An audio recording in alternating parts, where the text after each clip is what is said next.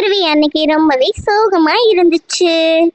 ஏன்னா அது மற்றவங்களை விட ரொம்பவே அழகுல கம்மியா இருக்குன்னு நினைச்சு தன்னை தானே தாழ்மையா நினைச்சுக்கிட்டு எப்பவுமே சோகமாவே இருக்கும்.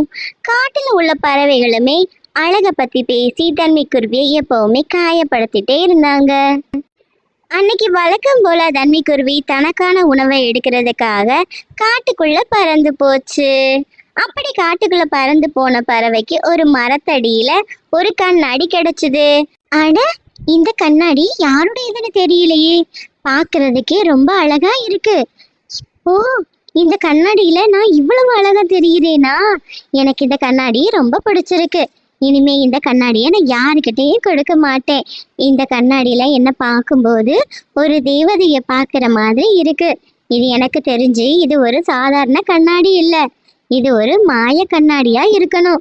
என்ன இவ்வளவு அழகா காட்டுற கண்ணாடிய இனிமே